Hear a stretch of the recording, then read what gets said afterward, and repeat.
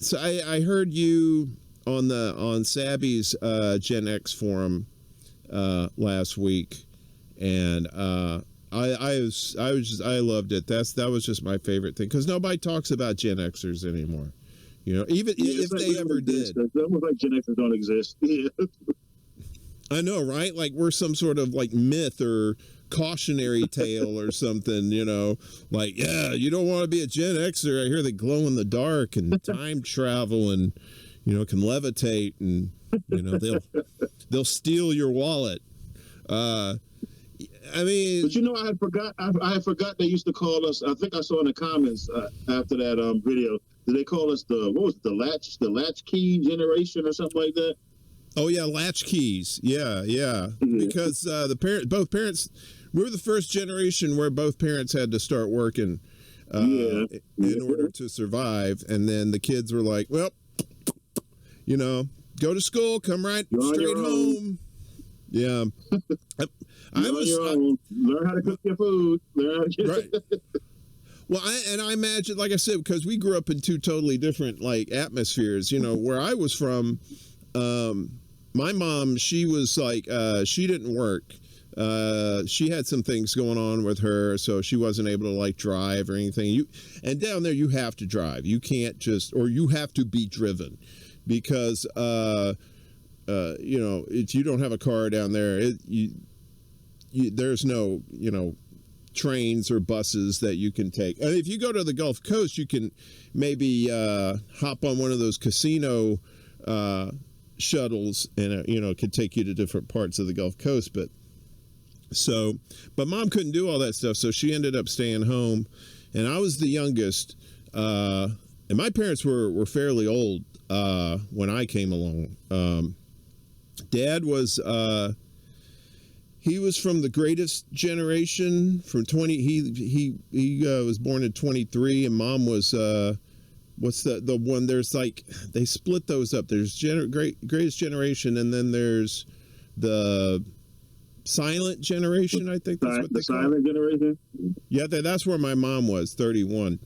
And so I didn't have any boomer parents, right? My sisters are boomers, and I'm like 4 years past the boomer county line there into Gen Xville, and everybody's calling me a boomer. I only made it about 2 years. I'm only 2 years in, Hey, 2 years early, I'd have been a boomer. Listen, man, even if the water goes up to your ankles, you're still in the pool, okay? You're still in the fucking pool, all right? Fuck those boomers. No, there's some cool boomers. There's some of them's okay. There's a few. But it's just so refreshing. I don't know. Like, my girl, she's like I guess she's kind of a younger Gen X. Because she's a little more closer to the millennial, because I like them young. Anyway, no old ladies for daddy. Well,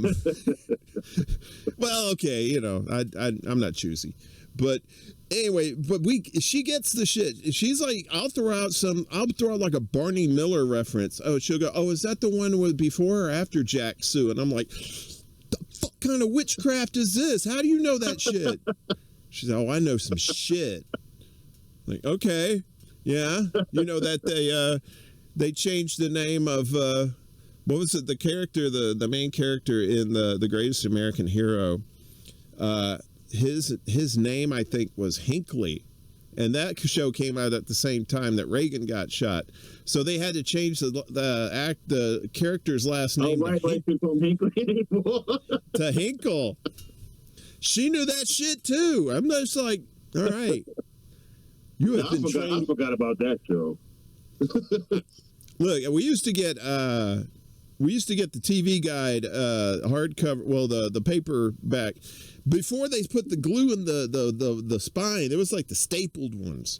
And so it had like the TV Guide. I memorized that shit because there's no internet back then, and there's barely any TV, like 3 channels and PBS. Everybody used to say, we got 3 channels and PBS.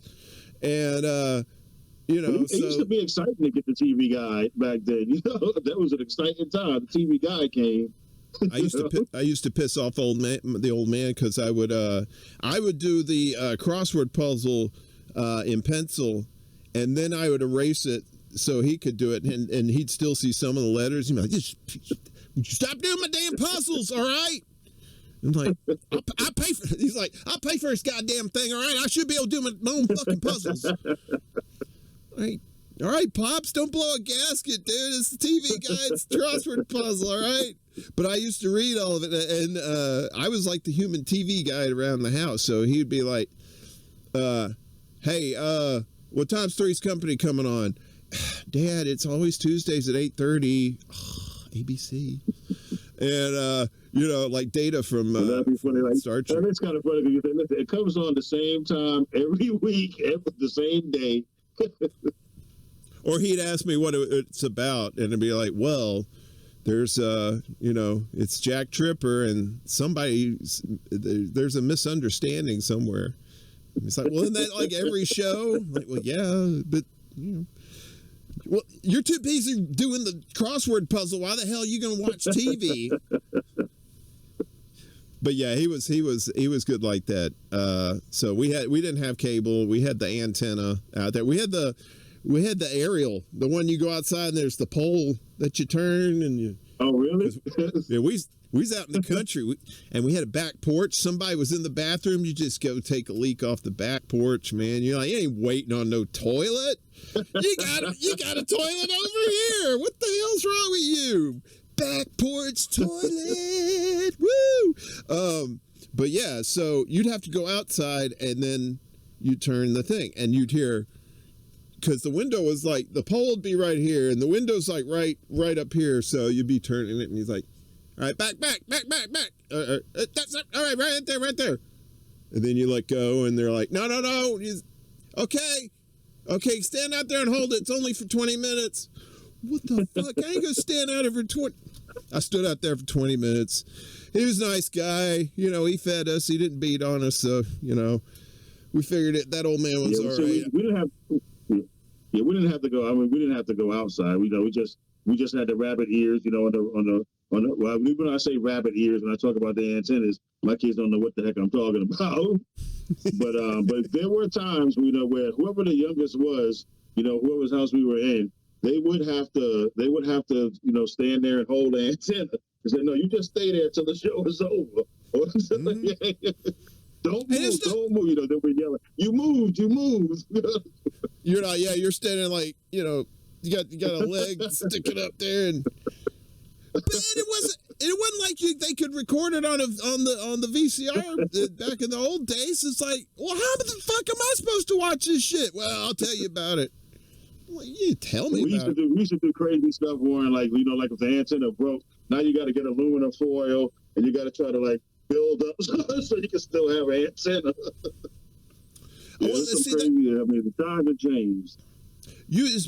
So when you lived in the city, and the rabbit, you had like a few channels, did you? Didn't you have some foreign language channels too back then? Even back then? Well, yeah, we used to have the what do they call it? It was a UHF. Right. So yeah, that was we had the Spanish channels and stuff like that. Mm. But our main channels were the same. We had the CBS, NBC, ABC, PBS. But yeah, we had some UHF too. And if you got it really good, as time went on, this is like right when they were first starting, like a little bit of cable. Because I think the first cable I remember in New York, there was something called WHT.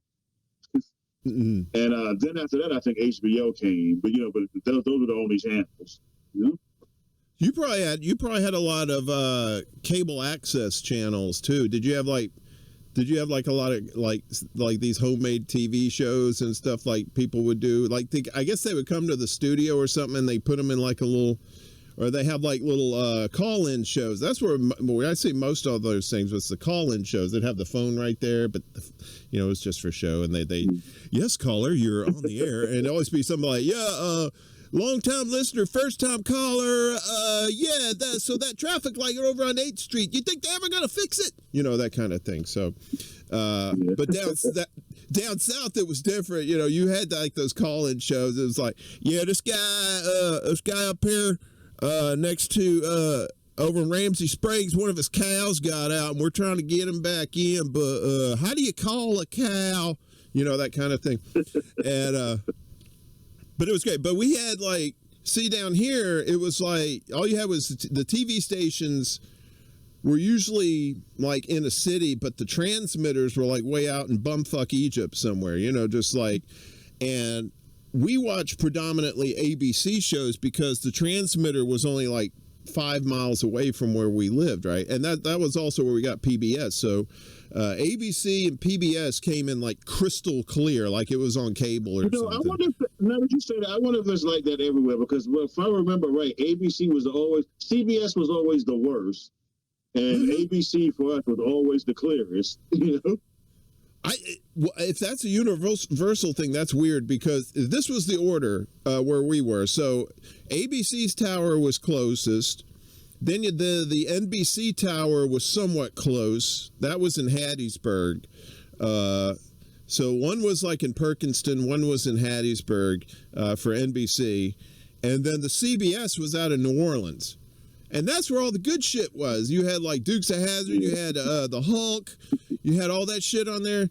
And thank God A-Team was on NBC, because if it was on CBS, I would have been so fucking pissed. But anyway, but yeah, so whenever you're watching the Hulk, you know, it would be like snowy. You can still see it, you can still hear it, but you get that kind of sound to it. And my dad would be like, how the hell can you do that to you? You're going to ruin your eyes. And this was at the time I didn't wear glasses. I'm like, I ain't going to ruin my eyes. Come on, Hulk. You know, dude. And then at the end, yeah, I done fucked up a town. I turned green and I probably killed a few people. Now I gotta get the fuck out of here. I hope this asshole picks me up. Shithead, stop for me. Yeah, so, and Dad never understood why I liked that show so much. I said, because it teaches lessons in a snowstorm. You know, because the shit. Anyway, I don't even know what we were talking about there.